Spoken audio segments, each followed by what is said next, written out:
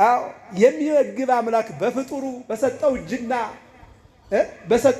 በሰጠው ጉልበት ራሱ በሰጠው አቅም ግንባታ የአምላኩ ሰውነት የጉልበት መለኪያ አደረጉት። ቀጠቀጡት፣ ቸነከሩት፣ ጎኑን ወጉት። እኔ ገርመኛል። እዚህ ትርጓሜ ላይ ለንጊሮስ ይባላል። በአንድ አይና ነው። ስንት አይና ነው? መጦ ጎኑን ወጋው። ጎኑን ሲወጋው የደሙ ፍንጣሪ እዚህ የጠፋው አይኑ ላይ አረፈ። የዮሐንስ ወንጌል ምዕራፍ 9 አዎ ሁለት አይን ከእናቱ ማኅፀን ጀምሮ ሲወለድ የሌለው ሰው ታያላችሁ። ለዘውሩ ተወልደ አፈርና ምራቁን አዋሃደና ኳለው እንደዚህ ወሮ ታጠ በምጥማቃተ ጸዲዮ ማለት ሂዶ ታጥቦ እንዳጥያ ኮከብ ወግ ወግ እያለ አይኑ መጣ። አይን ፈጠረለት ማለት ነው። አዎ እንደገና መስቀል ላይ ተንጠልጥሎ ስጋው አልቆ አጥንቱ ተቆጥሮ ደሙ ፈሶ ምን አረገ? የደሙ ፈሳሽነት አንዷ ነጥብ ብቻ ሄዳ የጠፋው ላይ ብታርፍ አይኑ ቦጋለለት። እንዲህ እናንተ ብትችሉ እይነጽ ደምን መለደም የታጸብ በማይ የወገረን መውገር፣ የገደለን መግደል፣ የደበደበን መደብደብ፣ የቀማን መቀማት እንጂ እንደው ለደበደባችሁ አይን ትሰጣላችሁ? በአንድ አይኑ ወቅቶኝ በሁለት አይኑማ ምን ያደርገኛል አይደል? እንዴ ምን ነው እየሰማችሁ ነው አይደል? እግዚአብሔር ከሁላችን ጋር አይደል? አይኑን አበራለት። ከዚህ በኋላ እንደገና ደግሞ ሆምጣጤ ያጠጡት። ከዚያ ቀጥሎ ደግሞ ጭንቅላቱ ራሱ ላይ አክሊል ያስፈልገዋል ብለው የሾህ ጉንጉን አስቀመጡ። ይህን አድርገው ሲጨርሱ እነሱ ዮሴፍና ኒቆዲሞስ አውርደው ቀበሩት። በሶስተኛው ቀን እንዳይነሳ ድንጋይ ቢያደርጉም ወታደር ቢደረድሩም የመጣበት ዓላማ ከመቃብር በራሱ ኃይልና ስልጣን ወጥቶ የመጀመሪያ ለሐዋርያት ሰላምን በመለስ ምንድን ነው? ሰላማቸው ተወስዶ ነበረ። ሰላማቸው ተወስዶ ነበር። በምን ያ ነግራችሁ ትምህርቴን ጠቀልላለሁ። ምክንያቱም ተደጋጋሚ ስብከት ስለሆነ ስለምሰሙት እየሰማችሁ ነው አይደል? እነዚያ ነው እዚህ አሁን እዚህ ላይ የሳምንቱ ስብከት ላይ ትናንትም ከትናንት ወዲያም ስለሰማችሁ ነገው ድምፅ ስለሚደገም እዚያ ላይ ብዙ መቆየት ስላልፈለኩ ነው። አዎ የሚገርመው ነገር ይህ ሁሉ መከራ ሲያልፍበት አይተው ሁሉም ልባቸውም ፊታቸውም ተለውጦ ሰላም አጥተዋል። ምንድነው ሁሉ ያደረገ? ይሴን ላይው ወደ ጓለማያው መዝሙር 44 ቁጥር 2 ላይ ደም ግባቱ ውበቱ ከሰው ልጆች ይበልጣል የተባለ አምላክ ሰውነቱ አልቆ አጥንቱ ተቆጥሮ ደሙ ፈሶ ፍጡር በፈጣሪው ሰው በአምላኩ ጨክኖ በእርጥቡ ይህን ያክል ካነደዱ በደረቁማ እንዴት አነዳሉ እንደተባለ ይህን ያክል ሲጨክኑ የሰውን ጭካኔ የእግዚአብሔር ምሕረት አይተው ሁሉም አካላቸው ቢኖርም የሉም ነበር። ሰላም አጣው ነበር። ሰላም አጣው ባሉበት ምንም እንኳ መጀመሪያ ታምረ ኢየሱስ ግብረ ሕማማት ለድንግል ማርያም፣ ከዚያ ቀጥሎ ለማርያም መግደላዊት፣ ከዚያ ለስምዖን ጴጥሮስ ዮሐንስ፣ ሌሎቹም ደግሞ ባዶ መቃብር 5ም 3ም 2ም 1ም እየሆኑ ሄደው ቢያዩም አሁንም ሰላሙ ገና ነበር። ሁራን ግራይ ለአዳየ ከበተንሳይኩም እነሙታን እንደተነሳው ተናገሩ እያለ ቢልካቸው ግን አንድ ላይ ሆነው እስካላዩ ድረስ ውስጣቸው ሰላም አልነበር። በኋላ ላይ ግን በመጀመሪያው ቀን ትንሣኤ ማታ ከምሽቱ 12 ሰዓት ላይ መጣና በተዘጋ ደጅ በተዘጋ መስኮት ገብቶ ሰላም ለእናንተ ይሁን አላቸው። አመስግኑት መድኃኔዓለምን። አንዱ ይሄ ነው። ሰላም አላቸው። ይህ ብቻ አይደለም፣ ስልጣን ሀብተ ክህነት ሰጣቸው። በዕለተ ሐሙስ አጥቧቸው አድምቋቸው ክርስቲያን ጥምቀት የሐዋርያት ጥምቀት ነው አድርጎ ስለነበር ልጅነት ሰጧቸው ስለነበር አሁን ደግሞ ቅስናውን ክህነቱን ሰጣቸው።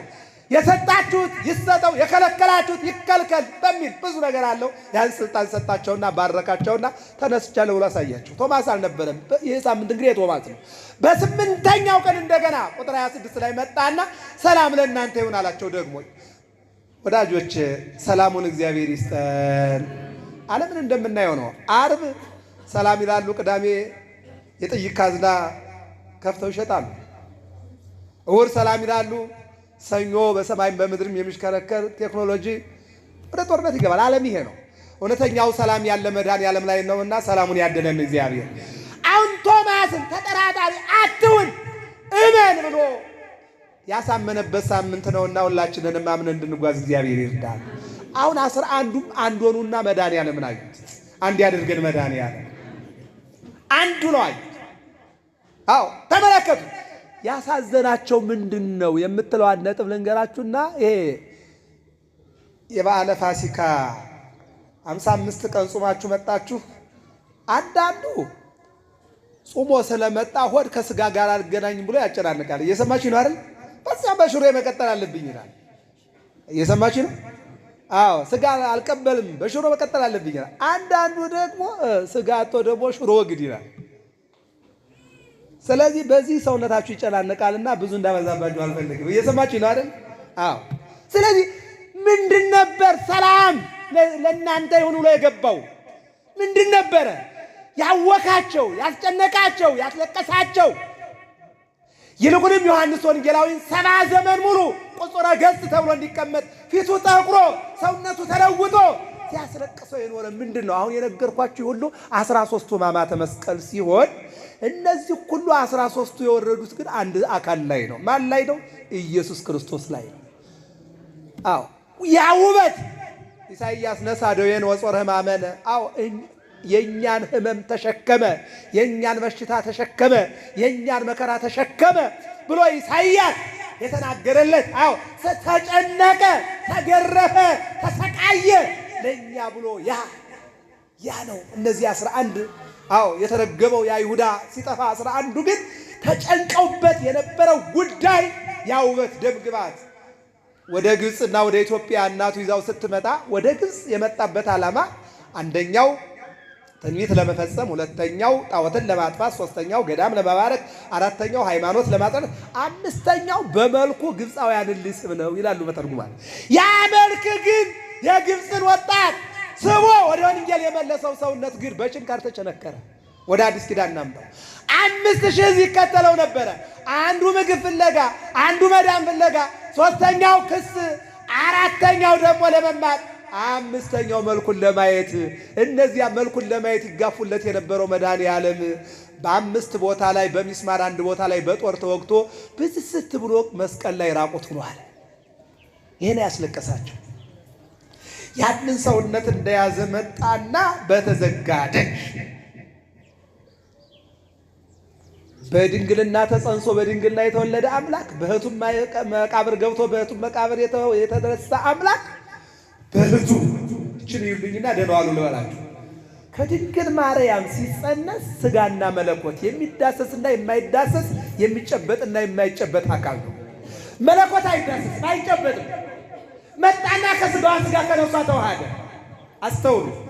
አሁን መስቀል ላይ ነፍሱን አሳልፎ ሲሰጥ ከድንግል ማርያም የወሰደው ስጋ ወደ መቃብር ሲሆን፣ አው መለኮት ግን አይሞትም። በዚያ በይስሐቅ ኦሪት ዘፍጥረት ምዕራፍ 22 ይሁት ይስሐቅ አው እነሆ አልሞተም፣ የታረደው የተሰዋው በጉ ነው።